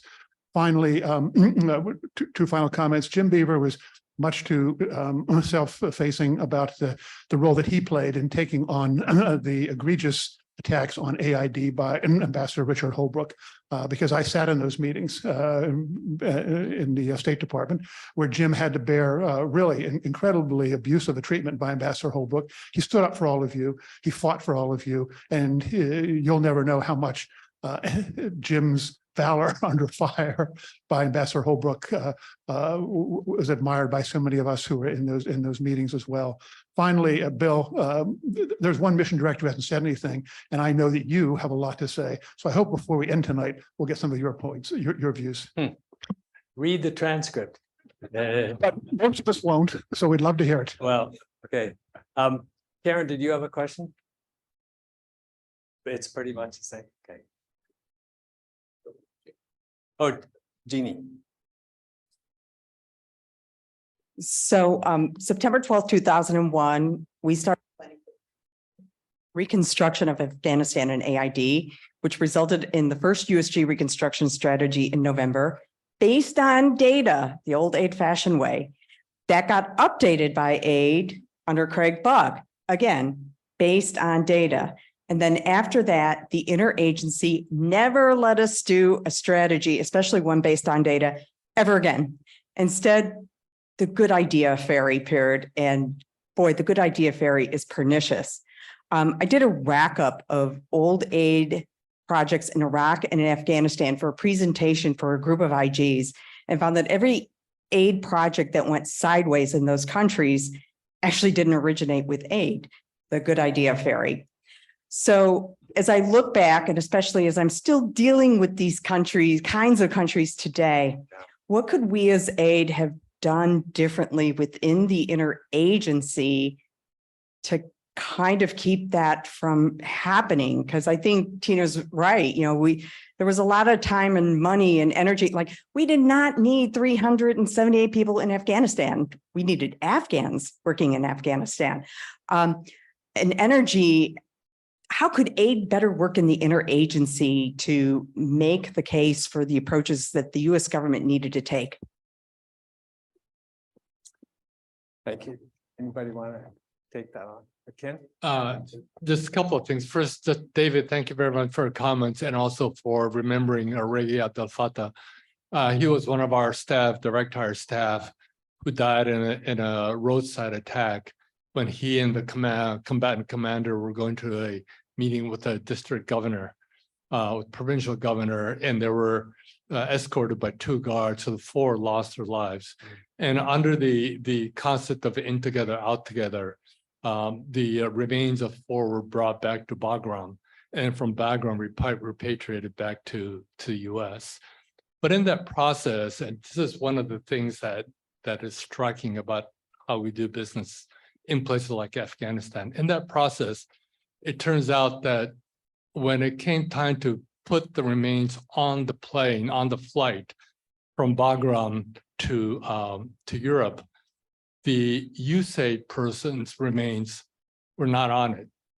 And the reason they were not on it is because there was no agreement between State Department and the DoD on the return of remains from overseas locations. And so the DoD said, we can't fly him. It would be illegal for us to fly him. There's no agreement. And John Allen was the general at the time. So he stopped the flight and he said, we're going to fix this because they are all going home together. And he pushed it right up to SecDef. And it turns out that it had to be SecDef and SecState to sign the agreement. It cannot be relegated down. It cannot happen at the embassy and COM-ISAF level. It had to be at the SecDef and SecState level. And these are kinds of things that, we don't think about until they happen. And then they happen now. Jim, did you have a comment on Jeannie's question? The question about that came in over the internet about what do we tell our administrator? Or frankly, when we are sitting at the deputies committee for the agency, because the administrator is traveling, or we have an acting administrator who's focused in another meeting on Iraq, and we're the person in the deputies committee, or we're the person on a small team that's privileged to be part of 6 or 7 people coming up with a new strategy for the new president of the United States that he wants to announce at West Point 90 days later for both Afghanistan and Pakistan, where a number of us have served as the chief of mission or the DCM and so on. It's not the kind of setting where you can say, excuse me, everybody, I need to step out and make a phone call to my boss. You have to declare, is USAID with the president or are you not? You try to speak what truth you can, but you're trying to find a constructive way to contribute. I'm not saying that we shouldn't speak up, even in front of the president, when there's groupthink going in the wrong direction. And I've had the privilege in my career to speak up that way. But I was a mid-career officer at the time. Okay.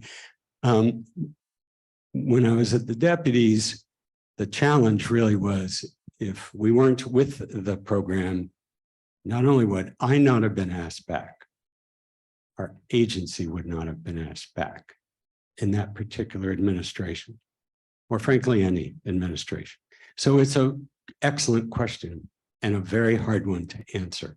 And you hope that you have people representing the agency in the deputies committee, which can make policy for the country, unless they want to bump it up to the principals, to make sure they have enough trust by the administrator to make the best decision possible and then find out a way to implement it. Our policy is only as good as our operational ability to execute.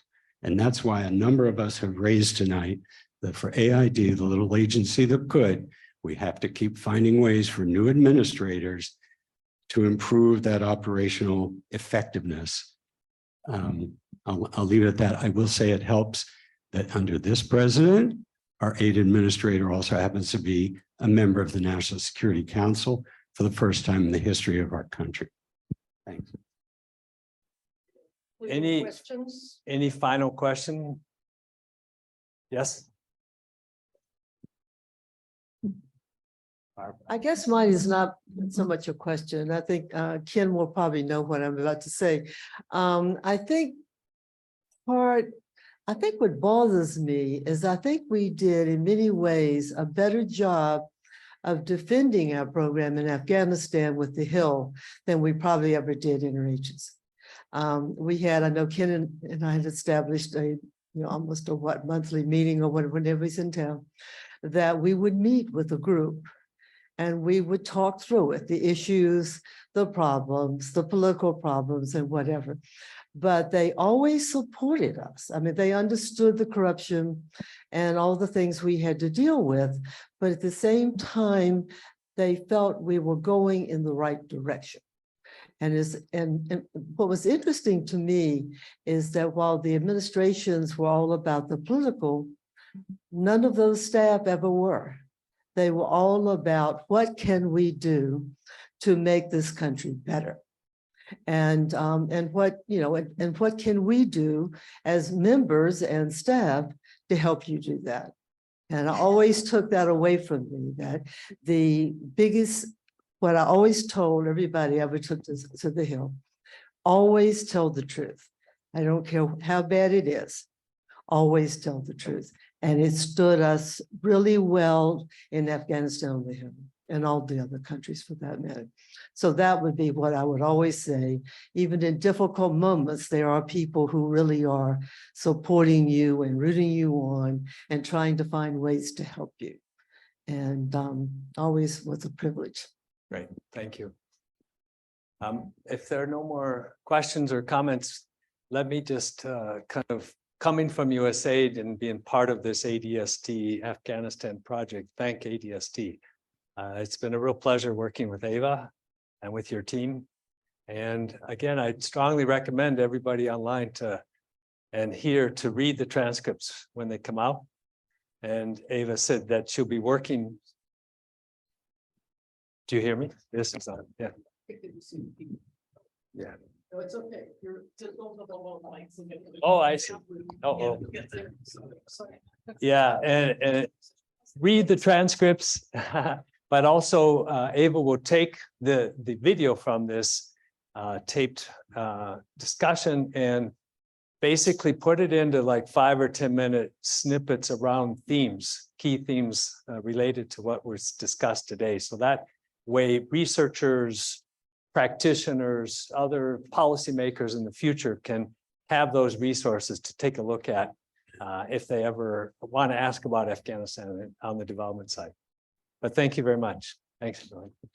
Thank you. I think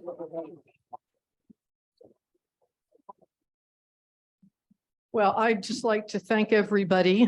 It's really been a fascinating, evening.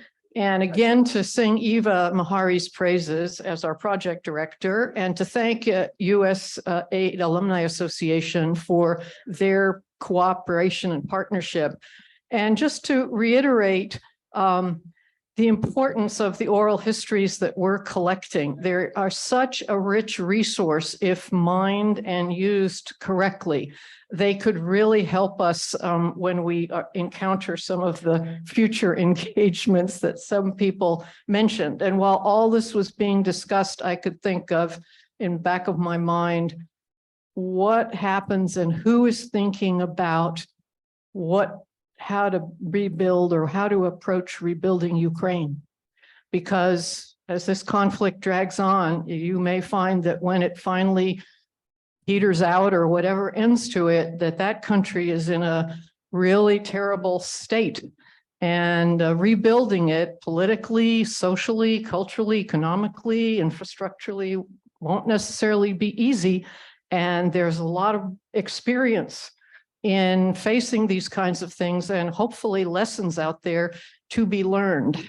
I never like to say they were learned because it seems the right people haven't learned them when the time comes. But one other thought I had, and excuse me for going on with this, is that our government, the top levels of our government are micromanaging things that they just really are not in a position to be consulted on.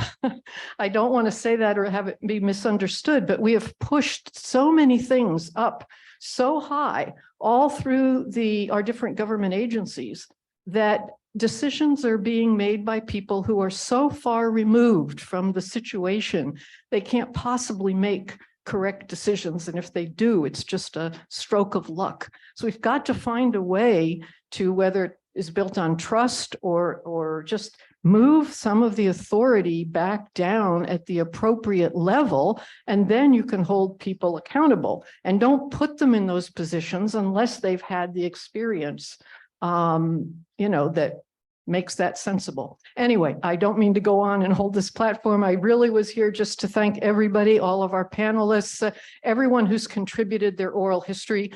We at ADST really appreciate that. And also just to put out a pitch for people to support us, because we're a small staff that's incredibly dedicated. But if we want to be sustainable going forward, we're going to have to find a way to both get more support from all the practitioners in terms of people contributing their oral histories and maybe joining us and contributing modestly financially, but also find out the people in the organizations that see the value of this that can really provide the revenue support that we need to modernize our operation and to do what we do that no other government oral history program does in the same way, which is we're publicly accessible to anybody, researchers, whatever. The DoD, CIA, even to state, do some in-house classified and other oral histories that they use in-house, but they're not accessible to most people, even within that agency, much less the public. And we have a different model, and we think it's been really valuable. And I hope this evening's discussion, and of course, what Eva is going to, with our staff, do wonderful things to produce this video account on thematically organized to make it useful. But the whole purpose of this evening really was to launch our Afghanistan oral history program. And as has been mentioned here by Bill and several others, all the oral history in this project are available online, and all the others. These are ones that really take place in the 21st century, but we've been collecting oral histories on U.S. engagement in Afghanistan since 1950. So we've got a good part of the 20th century and the 21st. And then finally, I'd just like to say one other thing here is that I'd like to introduce ADST's office manager, Zuhal Oryakil. Come up here, Zuhal. So she came out of Afghanistan, and we're really pleased to have her.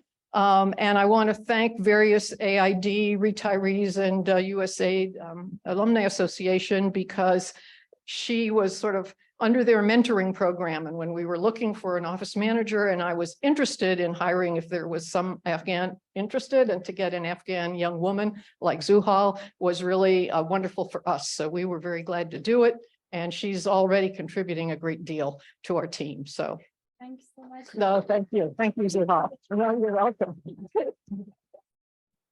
I guess we should not hold DACOR here any longer. They've been extremely generous in providing their facility. So thank you, Christine. I don't know if Angela is still here. She had to leave. Okay. Thank you all, and do be in touch.